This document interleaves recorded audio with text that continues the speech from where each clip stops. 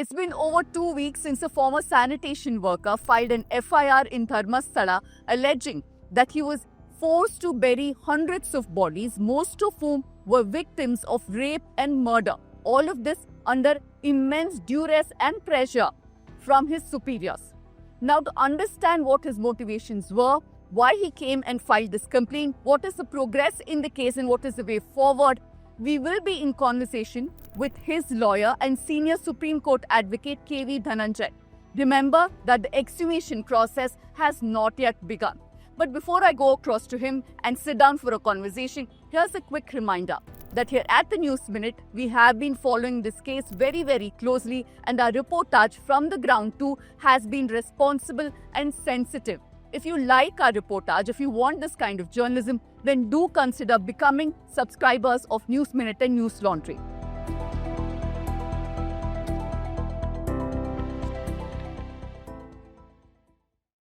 Since the witness has not come out and spoken to the media, there's a lot to unpack, and I will pose those questions to you and hope to get some answers. Very basic question. Why has he come out and spoken now? Why has he come to you?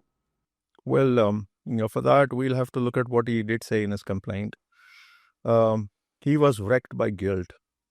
And it's his case that the very first burial he did was done out of fear for his own life and for his family members. That was in 98. And this went on until 2014, during which time, at which time his own niece, he says, was sexually molested. And then he simply had to leave the jurisdiction. And he says he's been wrecked by guilt, considering the magnitude of what he did, that he buried hundreds of bodies. And he said these bodies bore signs of assault. These were murdered bodies or bodies that were subject to sexual assault. And then thereafter murder, there were strangulation marks. And then there were bite marks on women and then on girls. So he says he's come here to unburden himself. And that's it. So it's, the law book's all here. The punishment, that's not a motivating factor for him to come. It's not the law that has brought him to where he has come. The guilt, fear of God, that he says is what has brought him. So I think at this point of time, that's a statement is given. I think we'll have to take that to be prima facie true. It's difficult to think of some other motive because let's say he tries to exhume and then he's successful in exhuming. Then he has to essentially point out to the whole chain of circumstances how that body went in there, right? He's talking about bodies, not in a graveyard, bodies where bodies ought not to be there. Dharmasthala is a temple town and it's a well-regulated town, which means you're not supposed to find human bodies where human bodies should not, anywhere, randomly. His case that he's buried bodies randomly across Dharmasthala, and he says he's the only one who knows that. And that's where he wants to take the police and exhume those bodies. And why?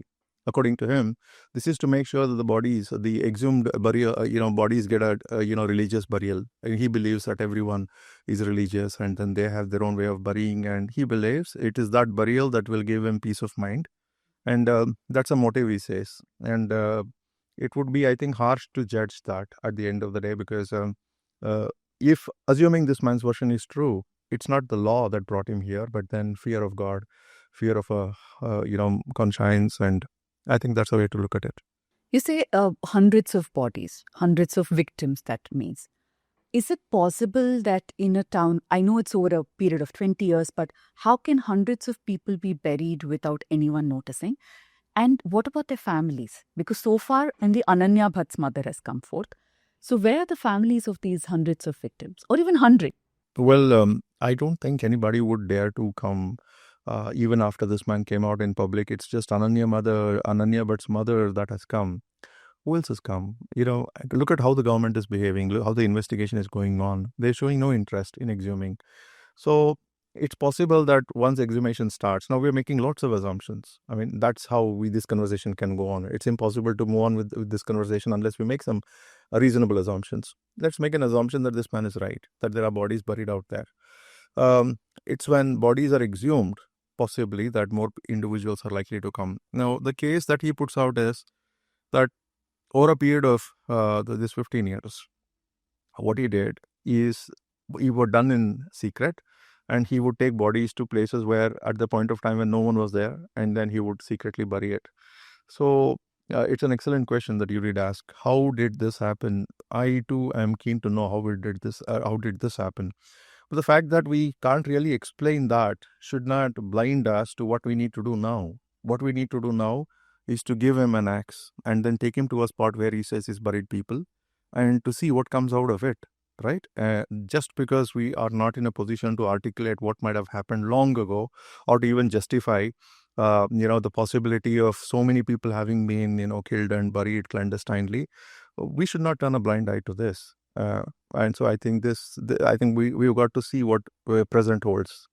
Has he told you anything about who these people are? Are they all from Dharmasthala? Are they from different parts of the state, from other states? Do you have any information on that? No. No, that information, it's possible he has it. He's not revealed it yet. He's not identified any person. And these are, his own complaint is that he didn't know who these people were. And he didn't have that privilege of asking who these people were. According to him, he was asked to bury, and he had to. So he doesn't, from what we know, he doesn't seem to know the identity of any of the people that he's buried. And yet, that should not be such an obstacle today in this day and age of DNA. Should exhumation happen, bodies come out, it's always possible to trace the ancestry, or for that matter who that body belongs to. But that's, I think, it's a huge task, and that will only come into picture if there is truth in what he says. And is there truth in what he says? I'm keen to know. And I think so is anyone else who's read about this complaint and the FIR that came to be registered, keen to know if there is truth in it. There's only one way to find out if there is truth in what he says. Give him an axe, take him to a place where he says he's buried people. Now, in his complaint, he says hundreds, right? And that word actually was checked in by the lawyers. They asked, look, is it hundreds? You got to say if it's dozens or tens or hundreds. He said hundreds. And that's why the word hundreds comes in the complaint. But what do you do in a case like this? You go to the spot and then you try to find out if there's truth in it. So the government, the police, by not taking him to the site 15 days after the FIR was registered, are practically indicating to the whole world that there is truth in what this man is saying. Because if there is no truth, you simply challenge him, take him to the spot, and then he digs up one place, he comes out with nothing, take him to another, take him to 3 or 4 places, he comes out with nothing, close the case happily. And then, I think we will be the first individuals to say that this man should be prosecuted now for having made a false complaint. In one paragraph in his complaint, he says he's aware of the consequence of giving a false complaint, right? So considering the fact that he was a sanitation worker, one might wonder if he does know there is a consequence for giving a false complaint. In his complaint, he very clearly says he's aware of the consequence of giving a false complaint. So, it's not just perplexing, it's horrifying, because as lawyers here, even if we did entertain skepticism about this claim, 15 days later, that skepticism is practically vanishing to the point where we now have to believe that, oh my God, this guy might be telling the truth, because the police is just not able to go to the spot and exhume. Now, I speak here as a lawyer. I've read up the Criminal Procedure Code. I've read up the Indian Penal Code. Many people say that I have, fairly good understanding of these laws. If you are a police officer, somebody walks into your station and says, "Sir, a mail. I have, I have stolen a watch, a gold watch. I put that gold watch in my pocket. It's right here, there with." And then he says that to you. What would you do? The law corresponds to common sense. It's just that common sense would say, take out the watch or I'll take it out. Law would say, do that in the presence of witness. And the law would say, do it without any delay. You are not going to give any delay there. You got to do it right there. That's what the law says. And for the purpose of this complaint, I'll slightly modify that illustration and say that this is a man who says, sir, there is a gold watch in my pocket, but somebody robbed another in my presence. And then he put this gold watch in my pocket reluctantly, though I never wanted it.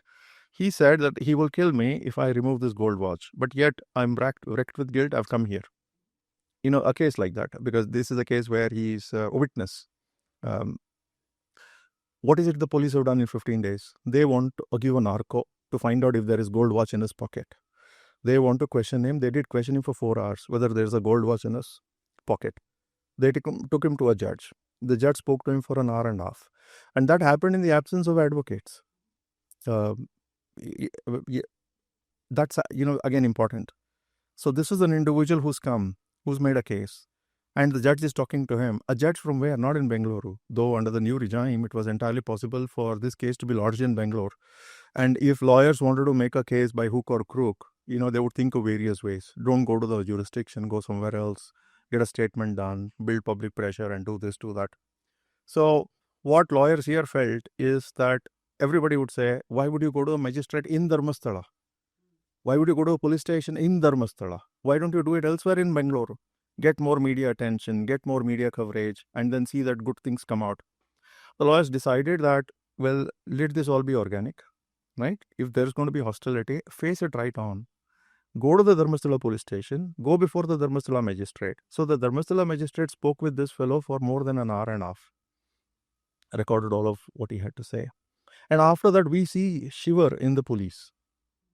Right? So it looks like this man, has not been exposed in his 164 statement before the court. 164 of CRPC 1973 is now 183 of BNSS. So I think the way to look at it is that the police is conveying to people around this country that there is truth in what this man is saying by not taking him to exhume the body. And yeah. I'll get to the police's action, or rather inaction in this case, in just a moment. But like you said, he said that he's aware of the consequences. But irrespective of whether he's right in the allegations that he's made or he's wrong, there are legal and consequences to the safety of his family and his own life. Is he aware of this? Have you had this conversation with him? Yes, he's aware, and there is witness protection. He's been granted witness protection. While the press release talks about witness protection being not granted effectively, fact of the matter is he is under witness protection. The police have not revoked or removed it. It's just that they've said, it's difficult. Now, they have their own reasons for saying why it is difficult. So far as we are concerned, we can assure you that he is under witness protection right now. I do not know if it will be still there this night, but right now, as we speak, he has witness protection. Right. Now, how far has the progressed? On July 4th is when the FIR was filed. We are on the 18th today. Tell us how far it's come. 0. I gave you the gold watch example. So they've spent 15 days with watch allegedly inside the pocket, not making any step to take it out. And that is, allowing so many skeptics to become converts and say that, my God, there must be truth in what this man is saying. Why would you not take him to a site of burial and then try to exhume? Think about it. You take a human skeletal remain. It's not like an elephant's. How wide is it? It's barely 2 feet, right? Now, Dharmasthala is not Dharmasthala is a temple town. But where did he bury, according to him? Not inside the temple, but around, right? Around is all bushes and marsh and all that. So how does he know? Last time he went there was in 2014. This is 2025. How does he know where exactly he's buried, right? There are no marks, identification marks anywhere. He could be wrong. There's a 99.999% chance that he will fail should you give him an axe. Because let's say that 2 feet area where he's supposed to put in his axe, he doesn't. He puts in 2 feet away or 3 feet wide. What happens? That's a failure. And the police is not going to give him 100 opportunities. They'll give him 3, 4, max 5, right? That all can happen in, let's say, half a day. And then the police can say, we are done with this matter. This case could be given a decent burial. The fact that the government is unwilling to give it a decent burial if it believed there is no truth in it is what makes this case extremely explosive, right? I would, as a lawyer for that individual here, I'll give you 99.999% chance that he will fail. But I don't think the government actually believes that, degree of failure. They seem to think that this man is going to exhume. So in a press release that on 17th that the police released, there were 4 points. I want to focus on one part. They say that they've gotten intelligence from the locals that he will run away, go into hiding once the exhumation starts or ends rather. That is why he wants the process to be done faster. That is one of the reasons they've given as to why they haven't gone ahead with the exhumation. How do you view that? I am so glad the police gave out this press release because, I think this press release is more than enough to logically confirm that there is a great deal of truth in what this man is saying. So, if you dissect what the police's statement is, they say that there is local intelligence that after exhumation, it's in Kannada. We have looked at the words very closely. And they're careful with their words, and that's a very literate district. Dakshina Kannada is the most literate district in Karnataka, so they have a very high standard of clarity in their language. In Kannada, what it says is, after the exhumation, he is likely to abscond, which means exhumation will be successful according to the police. So local intelligence is alerting them that there are bodies buried in Dharmasthala where bodies ought not to be there. Now that's startling. Number one. Number two, this individual is aware of those locations. Now, please bear in mind that possibility, 99.99% possibility of failure. So, this individual is aware of that possibility. Number three, is given an opportunity, he will exhume bodies. So, that has come from the local intelligence. Now, without local intelligence giving those three parts, first three stages, they could not have given the fourth one. The fourth one is, he will exhume successfully and then run away. Right? And that's actually a cause for concern. So the police is practically confirming that this man's statement clicks. This man's claim clicks. But you're denying their allegation that he plans to run. Two things. That is assuming that it is it's laughable. It's laughable. So it's been denied. But how do you take it so seriously? I mean, does not the police know that once exhumation commences and then ends, they will go to the magistrate and ask for protective orders to make sure that he will remain within jurisdiction? There are about 25 provisions in the law to deal just with that, to deal just with this aspect. And the police, I think, is desperate to really offer some excuse for not starting exhumation. And I do not know if anyone is likely to believe this, or if they do believe it, they're not using their brain power more effectively. They should. But has he told you if he knows somebody has moved? Because like you said, 2014 is when he came here last. Somebody in this last 11 years could have very well have moved those bodies if they exist there. Does he know about this? He basically, I don't think he is counting on those things. And he is very confident. Look, like I said, this is a 1 in a 100-year event, right? I mean, I'm just being generous there. I don't know if this happens 1 in 200 years. He's come with so much of confidence. Can you imagine? Who walks into a police station? I mean, who walks into a lawyer's office and says, take me to a police station? Right? So you've seen someone do something, cut off someone's head and take it to a police station. That's different. But who says, I am going to, last time I saw these bodies was 11 years ago. Now you take me there, I will take it out. Who says that? So it's nearly impossible. And there is, of course, now, though he is confident that the places are known to him and then not to others, as lawyers, we have a duty to say that in these 15 days, we do not know if the police is allowing the accused, assuming the story clicks, accused to start finding out where the bodies might be and then to try and remove those bodies. How are you making sure that doesn't happen? It's impossible to make that sure. That locality can't be monitored. It's not it's not like a layout. It is still a forest, thing is marsh and all that. Correct. So and it's rainy season. It's been raining there almost every day. Yes, and that's a very region that sees huge rains, and this time of the year it's even more.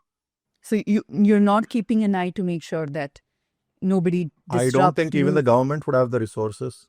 Even military would have the resources to keep a watch. It's a large tract of land, and you can't illuminate it in the night. So how can anyone keep a vigil? It's impossible. On the point of political pressure, do you think that's what's at play? Is that the reason why they're taking as long tracking their feet? I do not know. And there are many things that we don't really want to, that's where does it end? At the end of the day, I think we have to be simplistic in believing that truth will come out. You see, one of the great mottos of legal profession is that truth will always come out. So I think we want to work with that principle in mind, and politics, I think, is fine, but there is something over and above politics, and that's public pressure, and then some innate human goodness to see that justice is done. If this man's story clicks and it's true, just imagine hundreds of individuals being killed, the kind of struggle they might have undergone. And so, as lawyers, I think the motivating factor for us is if this story is true and if we expose it, then we too might be helping resolving all those crimes. And, just I think it makes sense for people to close their eyes once and think about uh, if this story is true, all that the individuals who this man claims he buried had to undergo before that final moment of death happened. So I think, yeah, so we are not really worried and about politics. But you have confidence in the Karnataka government's ability and willingness to carry out a free and I fair have process. confidence that justice will be done here. Will Karnataka government be able to do it all by itself? Will other states join? Will the center get involved? I do not know, but I think I'll be a bit naive and say that I don't care honestly if the government is up to the task right now, but I believe justice will be done here. That there will be justice because public pressure is going to make things possible in a democracy, which this case is now gaining. There's enormous public pressure, thanks also to your wonderful reporting, factual ground level reporting that's really making a difference, not just studio talk. You're also appealing in a statement to neighboring states and other states too, because pilgrims could have come from anywhere, to get involved, keep an eye. You think that'll also add to the public pressure? I wish, that was a press release that I gave. The press release was given in the expectation that there are many people that are not talking about it. Like they believe it's like some kind of blasphemy for them to think or talk about it. And I had this, plan that maybe we'll talk about a constitutional relationship between states here. Now, who are the people that come to Dharmasthala? They come from across the country. They come from various states. Some states send more pilgrims than others. Kerala, for instance, sends a lot of pilgrims to Dharmasthala. When I say send, I don't mean anyone actually packing their bags and then giving them money. I mean, as a matter of fact, that large number of Keralites come to Dharmasthala. And the media coverage in Kerala is enormous on this issue, right? So, if Karnataka must do a good job, it helps if other states also, pat Karnataka and ask, dear brother, what are you doing? Or dear sister, what are you doing?